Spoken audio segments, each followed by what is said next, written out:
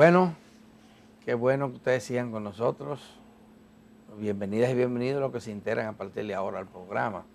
Aquí está el periodista que más sabe de Haití, Jean-Michel. Cuéntanos las últimas. Ayer volvió otro cambio, Sí, un primer sí. ministro. Sí, no, eso, bueno, estábamos esperando ese nombramiento, Que inclusive se formalizara, ¿verdad? habían nombrado uno que después Fritz Belizer, que sacaron porque solamente 4 de los 7 miembros del Consejo Lo apoyaron. Transitorio lo habían apoyado. Y finalmente escogieron a Gary Conille, un hombre que tiene un perfil de, yo diría, de tecnócrata internacional, que había sido primer ministro muy brevemente, 3 meses al principio de la presidencia de Martelly.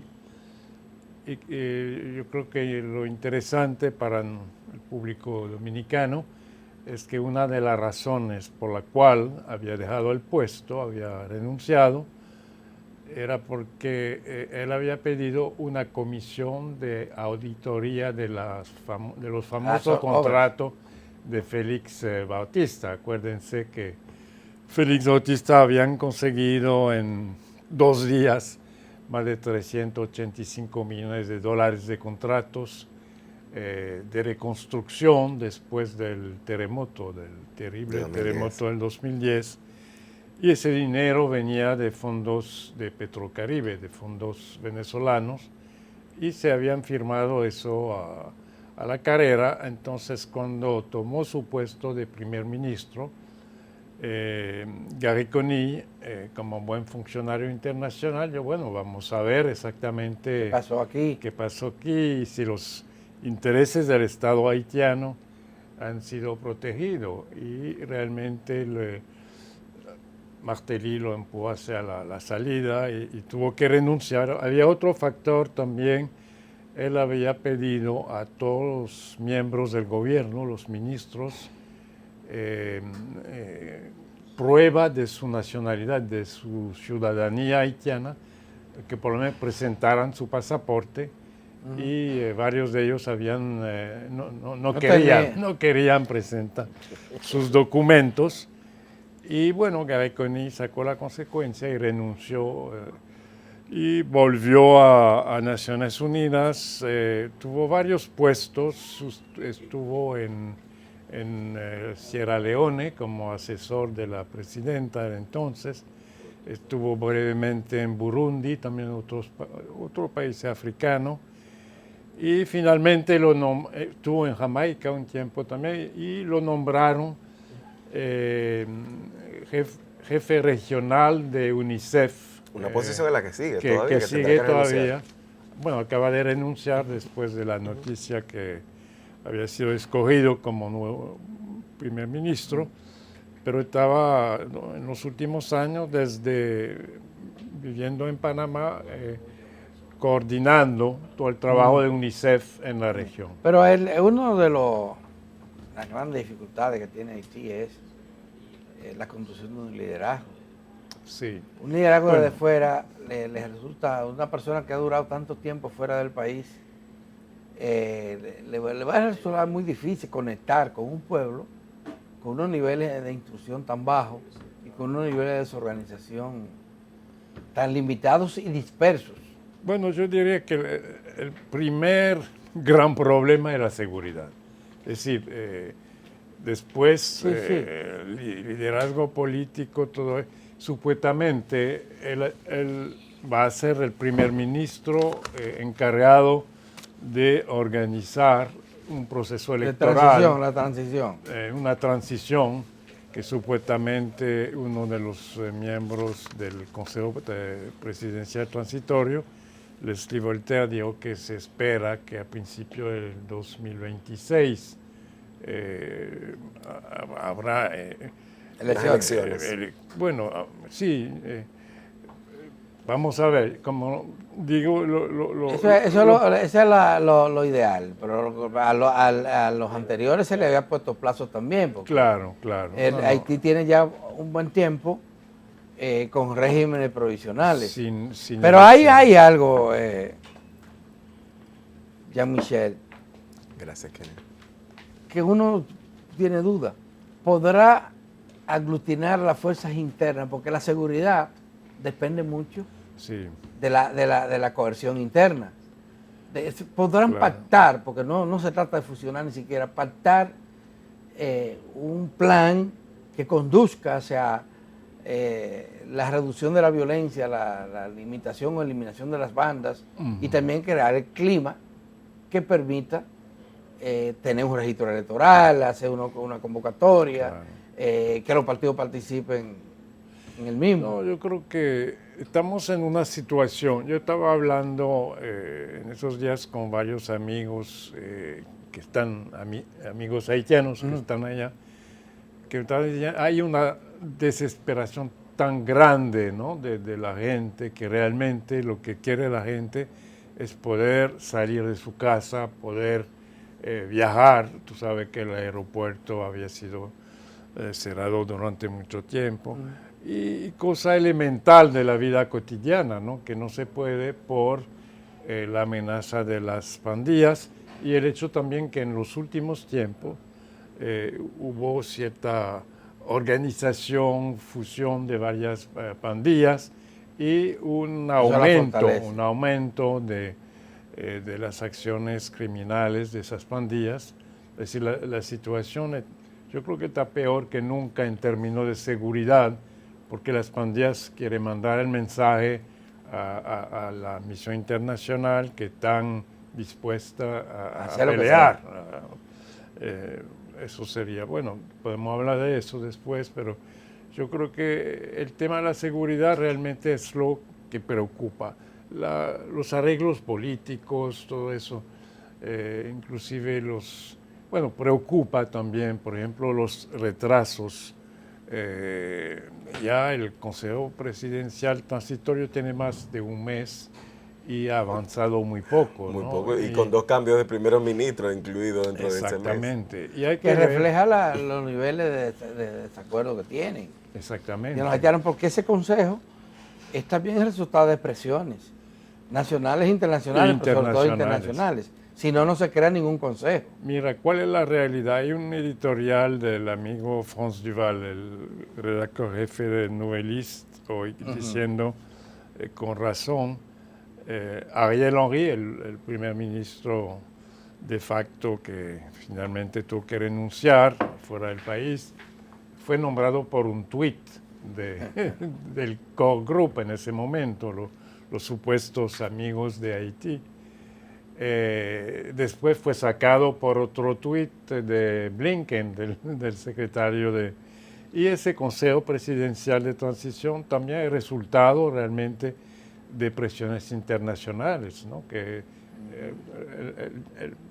pero básicamente internamente lo que se observa, y lo que uno recoge, y me gustaría oír tu opinión al respecto, es de que es muy difícil que dos haitianos de ideas diferentes se puedan juntar.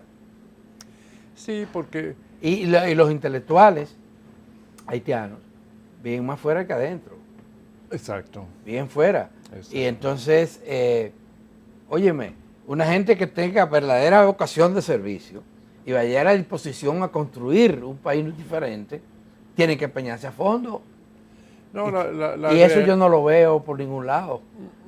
Mira, la realidad, Alberto, es que para tener un sistema de partido que funciona más o menos, tú necesitas, intelectuales, como líderes sociales y un mínimo de clase media. Claro. Las masas populares, y lo hemos visto en Haití con Aristide y con otros líderes mesiánicos o carismáticos, lo que se puede.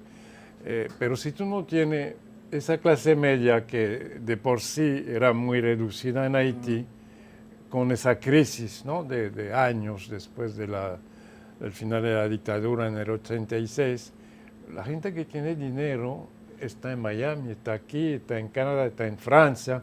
La gente que ha podido salir, salió. Y tú lo sabes, aquí se habla mucho de la presencia haitiana, pero se habla menos de los haitianos que compraron piso. Inclusive, bueno, el problema que hubo en Ciudad Juan Bosch hace un tiempo, la razón en gran medida era que haitianos habían comprado apartamentos y tú vas en Punta Cana, es decir, esa clase media que podría sostener un sistema de partido, o por lo menos está fuera. Está fuera. Es uno de los grandes problemas. Un gran problema. Y esa gente no va a volver. No tiene interés en volver. Bueno, ni tiene interés en pelear. Pelear no quiero decir que agarren las armas. En defender sus ideas, proponer que la población se agrupe y construya nuevos caminos. No, por eso digo que el tema de la seguridad es fundamental. Y también luchar contra las pandillas no es solamente matar a algunos, como lo va a hacer supuestamente. Porque van a surgir otros. Si tú no ofreces posibilidad de empleo, trabajo, puesto el problema va a seguir igual. Es decir, que esos jóvenes que son parte de las pandillas, ese nihilismo que vemos en Haití actualmente, porque esa pandilla no tiene ideología, lo que tiene... Pero algunos hablan de que tienen... Sí, pero eso para los periodistas internacionales. Sé que hay un tour que van a entrevistar a Barbecue, pero lo más peligroso no es Barbecue, hizo Johnson André, que está ligado con Martelly. Tiene mucho... Que tiene mucho armamento. Y que tiene vínculo con los narco Martelly y el narco colombiano. Es decir, eso sí, yo creo que ese factor ha sido lo que han empujado a los norteamericanos, a Washington, a ser más proactivos, ¿no? Porque se dan cuenta que realmente hay un riesgo de tener... Hay un riesgo mayor del que ha habido un estado, históricamente. un narcoestado en su patio, en su frontera caribeña, ¿no? Ya, Michelle, y una de las cosas, porque hablamos de lo interno, pero hoy día en Haití, como hemos visto, la diáspora haitiana también ejerce de alguna manera también una tercera fuerza de presión sobre la crisis actual. ¿Cómo ves la participación, la posible participación de la diáspora en ese proceso de transición que se intentará abrir a partir de ese proceso de misión internacional en Haití? Y ahí mismo quizás conectarte con cómo entiendes que también podría afectar todo el avance que se ha tenido respecto a la misión internacional ahora, justamente cuando el Consejo de Seguridad tiene tantos frentes abiertos, porque recordemos que sigue teniendo la guerra Ucrania y Rusia, sobre la cual tiene que ejercer de alguna manera alguna participación, pero tiene también el otro frente que internacionalmente ha ganado popularidad de las últimas semanas, que es el conflicto de Gaza entre Israel y Palestina. Sí, no, tú tienes toda la razón. El tema, yo desde más de 30 años, yo insisto que lo que llaman en Haití el 10º departamento, que la diáspora tiene un papel, y lo tiene en términos económicos. Si Haití ha podido sobrevivir mal que bien, es gracias a las remesas. Inclusive yo digo, la ayuda principal que aporta República Dominicana a Haití son las remesas. Muchas de esas remesas informales que cruzan en efectivo. Y evidentemente la diáspora ha tratado. Acuérdense cuando la victoria de Aristide, bueno, tú no habías nacido, tú eras muy joven, pero en ese momento una serie de personalidades importantes de la diáspora volvieron a Haití, igual después del 94, después del 2004, hubo esfuerzo. Pero si tú eres, digamos, un médico exitoso que vive en Montreal, en Canadá, que tú ganas bien tu vida, que tus hijos están escolarizados en buenos colegios, difícilmente. Tú ves la situación actual en Haití y tú dices, bueno, hasta cuando no haya un mínimo de condiciones de seguridad, evidentemente me voy a quedar en Montreal esperando un poco. Y yo creo que es lo que ha pasado, ¿no? ¿En qué momento exacto estamos y cuáles son las perspectivas de afrontar este principal problema que son que es la violencia, pero también tenemos el problema del hambre, Claro. la miseria, la pobreza y la institucionalidad de ese país? ¿En qué momento estamos? Se pospuso la llegada de la fuerza policial o militar a Haití, dicen por 3 semanas. Había un aliento porque había llegado soldados norteamericanos a crear el cuartel general, Sí. donde se ubicarían esas fuerzas internacionales. Pero, y lo del Consejo, por un lado, que dice que ha creado un Consejo de Seguridad también, internamente. ¿Cuáles son las posibilidades reales de afrontar las bandas? ¿Qué tan fuertes son las bandas que se han convertido en invencibles por parte de la policía? Mira, hay distintas opiniones sobre ese tema de expertos, tanto haitianos como internacionales. Yo he hablado con varias personas que han sido secuestradas en Haití. Una de ellas que es la esposa de Arnold Dantonal, el cineasta, que ha sido secuestrada. Y ella me estaba diciendo, mira, son muchachos jóvenes que me guardaban, que eran pobres, que uno era plomero, el otro, pero habían perdido sus empleos y eso Las era alternativas eran mínimas o la ningunas. única alternativa Claro, que le quedaba, claro. lamentable, pero ellos se excusaban. Es decir, yo creo que lo que tú dices es fundamental. Si no se crean condiciones, pero para atraer inversiones, para crear empleos, para inclusive que los mismos capitalistas o burgueses haitianos invierten se necesita seguridad, es decir, es el tema. La misión internacional, bueno, hay varios problemas.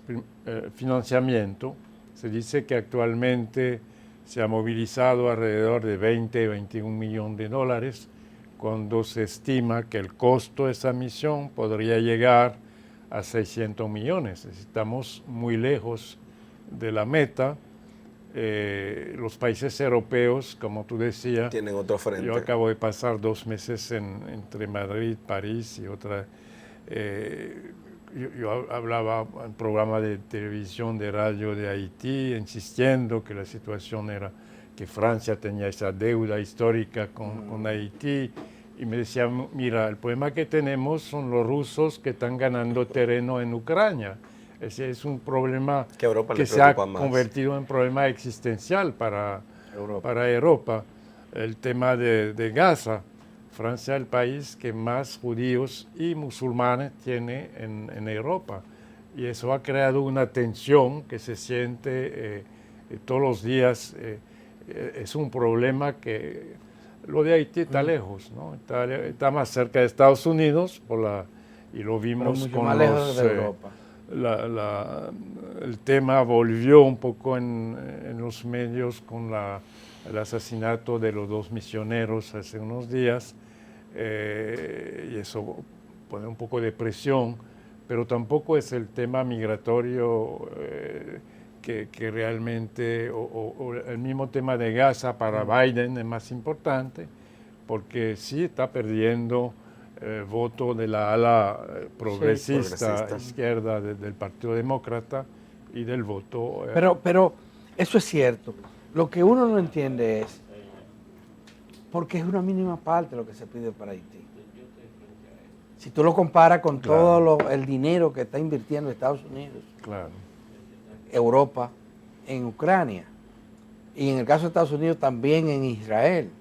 Por supuesto. Que estamos hablando de que en una sola partida solo se dan 20 veces más. Solo España le dio 1.000 millones, por ejemplo. ¿Por qué? Porque es una migaja lo que están pidiendo para Haití. Tú hablas 600 millones de dólares. No, es lo que yo dije. Mira, Francia acaba de dar 3.000 millones de euros, que son más de 3.000 millones de dólares, a Ucrania. en armamento. ¿No? Tú das 100 millones a Haití, bueno, tú no vas a resolver, pero tú vas a ayudar mucho. Significativamente, exacto. Claro que sí, entonces no estamos logrando eso. Bueno, se nos acaba el tiempo. Es una situación muy penosa. No, lo que quería decir es también, yo espero que el nuevo gobierno, bueno, la reelección, que se va a pensar de nuevo la relación bilateral. Yo creo que se hizo mucho daño esa campaña electoral, todos esos temas, tema migratorio. Yo creo que hay que ser coherente en el tema migratorio, el tema de lo desnacionalizado. Yo creo que eso ha afectado mucho la relación bilateral a largo plazo y yo espero que el presidente reelecto y el nuevo gobierno van a, bueno, evidentemente va a depender de la parte haitiana para retomar un curso más racional. Se necesita interlocutores y ojalá que sea el caso. Gracias, Jean-Michel. Gracias a ustedes. No se vayan porque Altagracia Paulino ya está aquí. Y a ella le toca el último segmento de este programa.